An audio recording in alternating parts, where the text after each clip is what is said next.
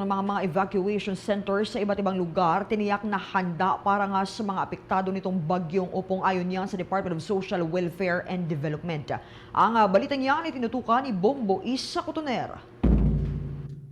Bombo Genesis Mojay, sinigurado ng Department of Social Welfare and Development na handa at maayos sa mga evacuation centers para sa mga naapektuhan ng bagyong Opong. Ayon kay Department of Social Welfare and Development spokesperson Irene Dumlao, may sapat na pagkain at non-food items sa mga evacuation centers.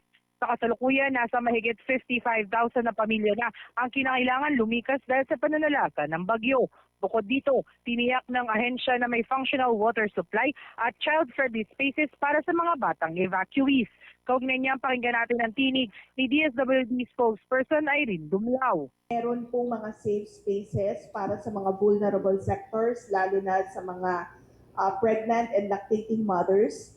Meron din pong mga child-friendly spaces na it's a separate room for some evacuation centers na kung saan may mga gamit sa kanilang pag-aaral, may mga isinasagawa ng mga play therapies kasi mahalaga na may mga meaningful activities yung pong mga bata sa loob ng mga evacuation centers para mapangalagaan sila, and then of course maprotektahan rin sila from various risks. So yan ang isa sa mga tinitignan natin na dapat meron sa mga evacuation centers. Dagdag pa ni Dumlao, maaaring gamitin ng mga pamilyang matinding naapektuhan ng bagyong Opong ang Assistance to Individuals in Crisis Situation o AICS at Emergency Cash Transfer Program ng ahensya para muling makapagsimula pagkatapos ng kalamidad. Kaugnay niyang pakinggan natin muli ang tinig ni DSWD spokesperson Irene Dumlao. Intervention ng DSWD dito at pumunta na po ba ang ating ahensya lalo na doon sa mga may naitalang namatay na po sa dahil sa epekto ng bagyong Opong?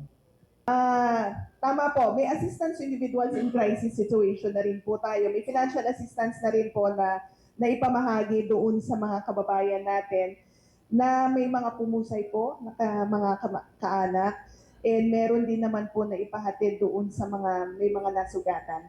So yun yung mga paunang tulong na naipaabot natin. But this AICS is not just one of the financial assistance or interventions that we're extending to disaster-affected families. Meron din po tayong tinatawag na emergency cash transfer. Yung emergency cash transfer, this is a financial assistance provided to families who have been affected by disasters to support their early recovery, particularly pangtulong ito para mapaayos yung kanila pong mga nasirang mga tahanan. Samantala, ayon naman kay Deputy Administrator Marcelino Villafuerte ng State Weather Bureau, patuloy pa rin nilang binabantayan ang posibleng pagiging bagyo sa mga susunod na araw. Kapag ito'y pumasok kasi sa Philippine Area of Responsibility, tatawagin itong bagyong Paulo at magiging ika-16 na bagyo ngayong taon. Kaugnay niyang pakinggan natin ang paliwanag ni Deputy Administrator Marcelino Villafuerte. May other na mga namomonitor naman po ba?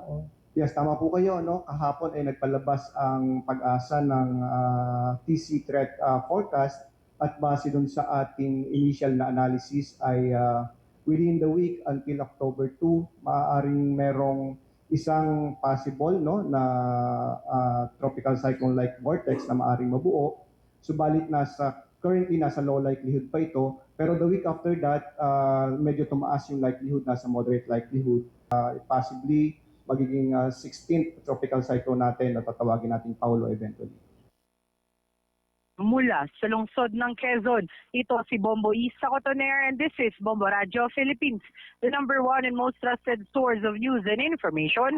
Basta Radio Bombo! For the most trusted source of news and information, visit our website at www.bomboradio.com. Follow us on Bombo Radio mobile app, Facebook, YouTube, TikTok, and X, formerly Twitter. Like, share, and stay connected. Anytime, anywhere.